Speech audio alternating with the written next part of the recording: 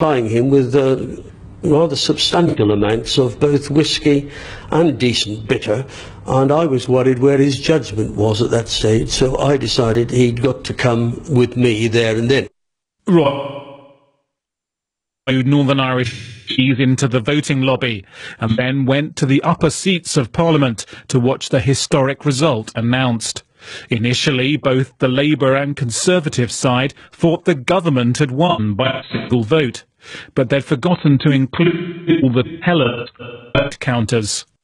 The only time in my life I've ever sat in Montgomery, and therefore able to read Mrs. Thatcher's lips when, with apprehension, she said, "I don't believe it," because her whips had given her the wrong figure. They'd forgotten to include the two tellers in the count, so it looked as if the opposition had lost. And I remember the joy with which I read Mrs. Thatcher saying, "I don't believe it."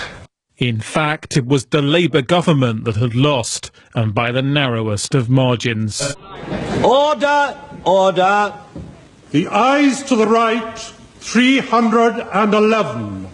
The noes to the left, 310.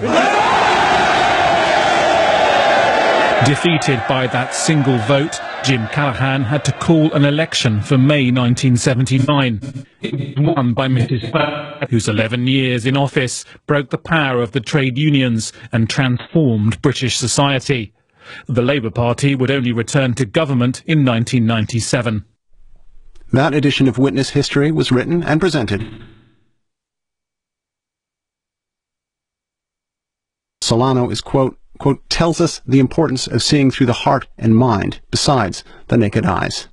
Tomorrow, Emily Webb will be back with the story of a baby born 7 years after her father died through a process called posthumous reproduction. Don't miss it. This is the BBC World Service, where we're asking what it's like being a woman in Nigeria. It's a country where women take leading roles in business, media and the arts. Yet where for many, feminism is a filthy word. I'm Kim Chakaneta, and I'll be joined by a panel of 4 successful and outspoken women for some straight talking about life